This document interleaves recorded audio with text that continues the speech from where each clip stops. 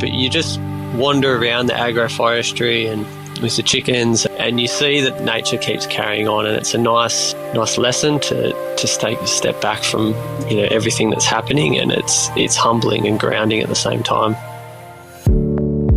This is The Producers. I'm Anthony Huckstep.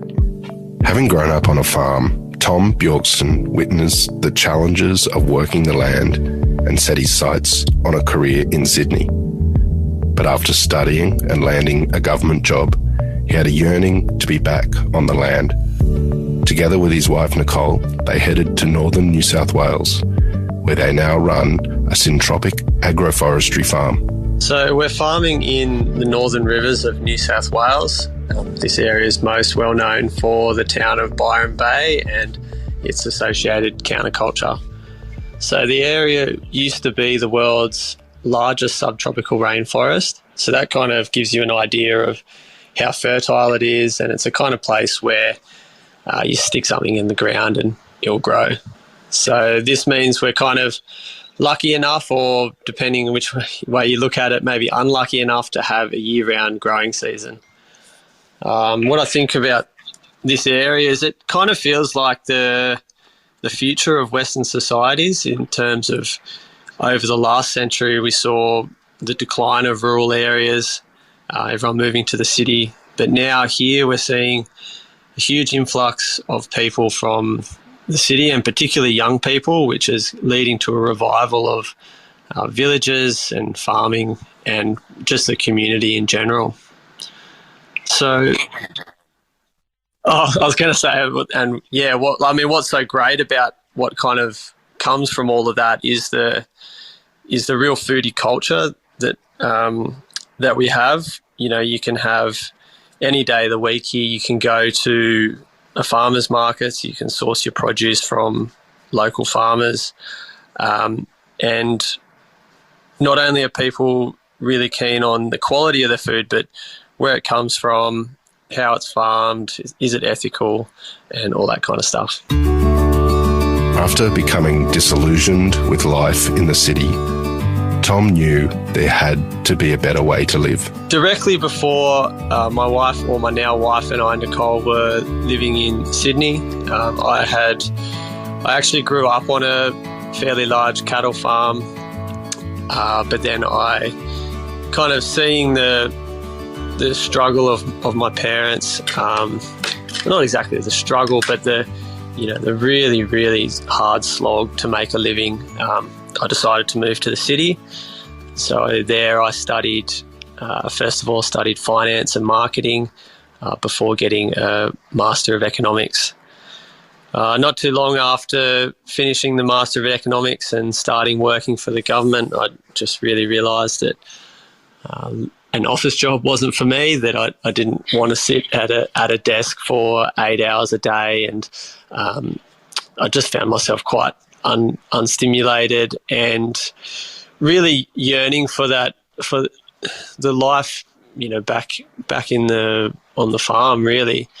And although I still knew that I didn't want to farm exactly the way that my family had always farmed, so that led not for us to pack up the city and decide that we were going to start a farm, but just to leave the city. And then the way it turned out was that we fell into permaculture, took a few courses, and then the rest was history from there.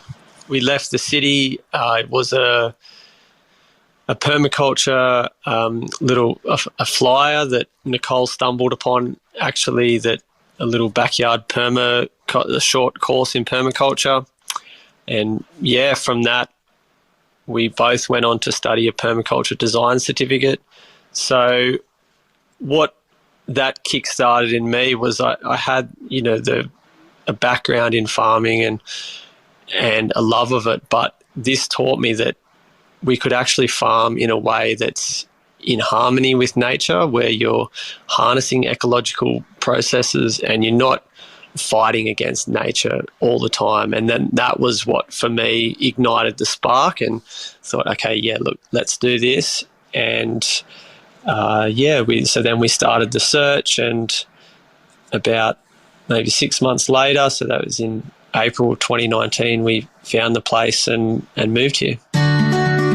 Misty Creek is a young Syntropic agroforestry farm where plants are positioned together in time and space to build a community that flourishes. So Syntropic agroforestry is harnessing the processes of natural succession to grow plants without basically a minimum of inputs. So I guess to use a bit of a metaphor, it's the way that, say in our area, that it used to be a subtropical rainforest. If you just let an area go, it will eventually become a rainforest. You start to get your woody weeds growing, trees will pop up, and then if you let it go a few hundred years, you would start to get your rainforest trees.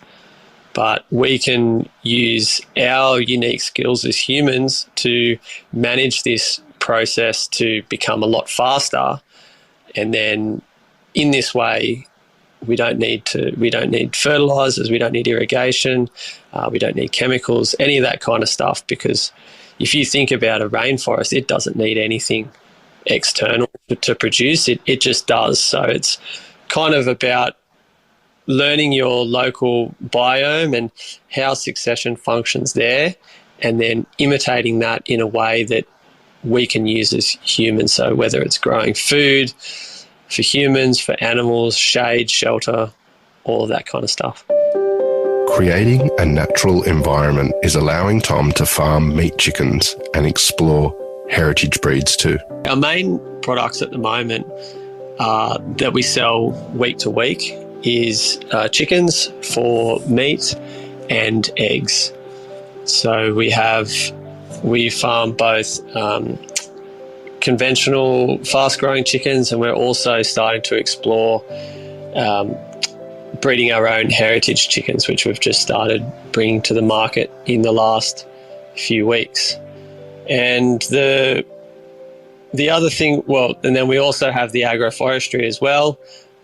We're using the movement of these chickens and the way that they fertilise, and because we're moving them regularly, they're fertilising in place, and then we grow crops after that. So our kind of main cash crop at the moment is ginger, and then throughout our agroforestry too, we have a wide range of fruit, nut and timber trees that will kind of continue to grow and provide a yield in the future, and also start to create a really nice environment for those chickens to live in. A unique set of circumstances revealed a hole in the market for locally, ethically produced chickens, and Tom jumped feet first into chicken farming. Well, first of all, we started with the chickens. That started with a friend of ours during COVID. He had some spare time, so he mentored us into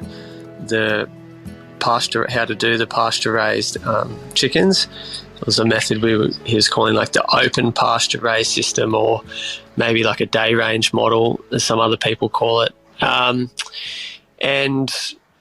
because of a really tricky abattoir situation up here at the time, no one else was really doing chickens, because you had to, basically the situation was, if you wanted to sell chickens, you had to do the slaughtering yourself. There was no place where you could drop the chickens and then they would just give them back to you ready to sell.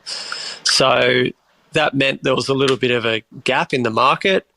People, especially people in this area, they really want locally produced, ethically farmed, high welfare meat, and people love eating chickens. So there was an opening there for us, and we started selling at the Mullumbimby farmers markets, and so now we're selling there each week, and at the Bangalore farmers markets as well. In our early days, before we have the nice chicken caravans that we have now that keep them really sheltered from the rain and sun and all of that, was an unexpected thunderstorm one night that meant my wife and I sat bolt upright in bed and we're like, oh my God, the chickens. And we ran out, and it was the kind of rain where, you know, you're wearing your full rain gear and you're wet to the underpants by the time you step out the front door. And then so we had to individually carry 150 chickens inside their chicken caravan, because as they can tend to, once they get a habit of sleeping outside, they kind of tend to keep that habit. So we had to move them in one by one.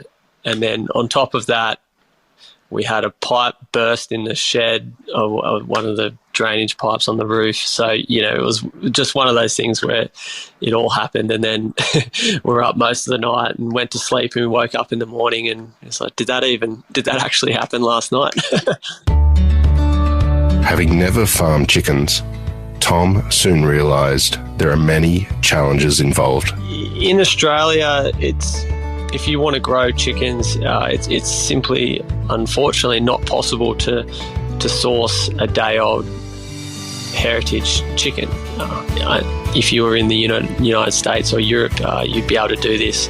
So what this means that I've kind of been searching high and low, you know, looking at poultry Facebook groups and things like this, and managed to find a couple of different strains of chickens from backyard breeders across the country, and started to breed and hatch our own here on the farm. So it's been a very interesting project. Very typical to my style. I actually knew nothing about breeding chickens and kind of been learning how I'm going, which is, it's been, you know, a lot of trial and error, a lot of tears and frustration and sweat and tears. But after we're now, so we first got our birds about this time last year. So we breeded them, hatching them, and the real difference is that these birds, we process them between about kind of 22 to 30 weeks of age, so, you know, 4 to 6 months, whereas the typical chicken you eat in a supermarket, especially one that's kind of had growth hormones and antibiotics and stuff, you could be eating that. It could be 5 weeks old or 6 or maybe 7. The conventional chickens that we farm, we grow them a little bit slower for a number of reasons, but they're 8 or 9 weeks. So you're looking at this chicken that takes 2 to 3 times as long as normal. And what that means is that all that extra time out in the open foraging, it just develops an incredible flavour. Like, it's just the best way to describe it. It's so chickeny, and it's full of, you know, nice fatty acids, your amino acids, all that kind of stuff, and it's just a really rich eating experience. So it feels really good, but what we're trying to figure out is how to actually make a business from it, because that extra growing time obviously means that for us it's going to cost a lot more to produce. And can we find enough people that are willing to pay an appropriate price to make this worthwhile as a business enterprise? The exploration into farming a heritage-bred chicken has opened a whole new chicken eating perspective and the potential to farm something quite special. The first time I ate one of these cockerels, I hadn't offered them for sale.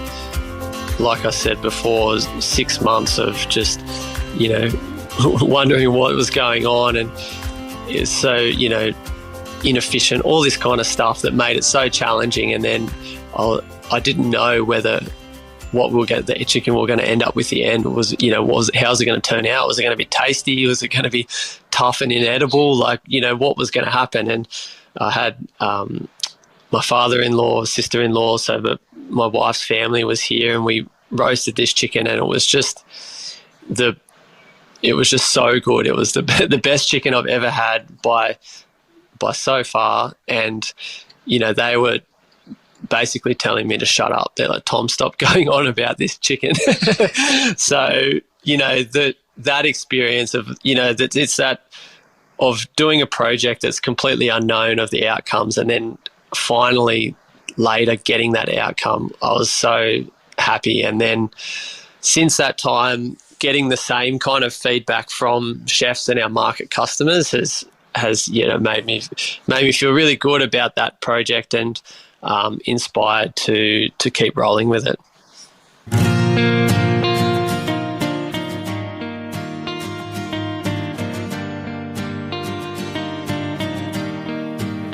Misty Creek has given Tom a sense of purpose, but also a path to explore new opportunities too.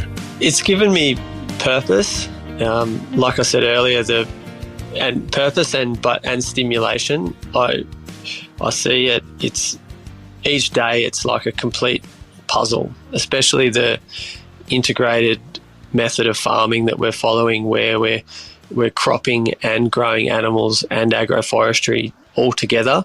It means that it has many different moving parts, and you're trying to always, do what's best for the chickens, but also do what's best for your cropping, and also do what's best for your agroforestry.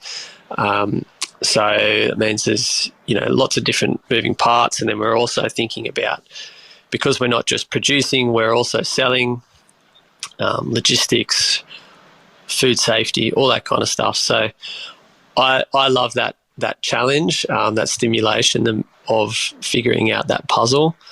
And then the kind of the purpose behind that stimulation in terms of providing high quality, nutrient dense food that people are so appreciative of. That's the kind of, the reason why that puzzle becomes worthwhile to me.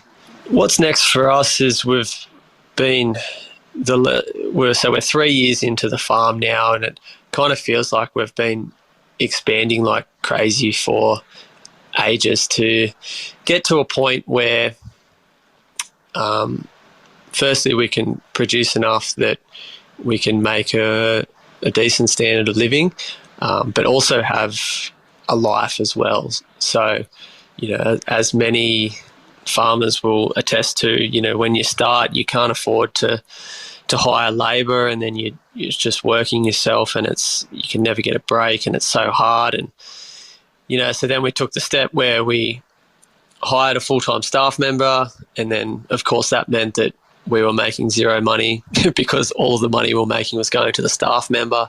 But then that enabled us to produce more because we had more people in the team. And yeah, so now we're at a point where we've got our infrastructure, we've got a really awesome team in place with a full-time and a few part-time people. So we're now looking to get to this point for the next little while to, really nail down our systems so we can make sure we're still giving people the highest quality produce, but we're starting to find that balance in life again, and basically enjoy life, enjoy the fruits of our labour, the food that we produce, and while still moving the farm forward. I love the freedom of it, just being outside, and the way that it just keeps carrying on. So, I'm sure everyone's aware of the floods we've been suffering recently, and the extreme weather. Before the floods this year, it was drought, and then it was fire. But you just wander around the agroforestry and with the chickens and with the cattle when we had them, and you see that they keep carrying on, that nature keeps carrying on, and it's a nice lesson to take a step back from everything that's happening, and it's humbling and grounding at the same time. Tom and his wife Nicole turned their lives on their head to find a greater connection with the land and the food they eat, and in turn they're giving people of the region an ethical, nutritious and delicious option too.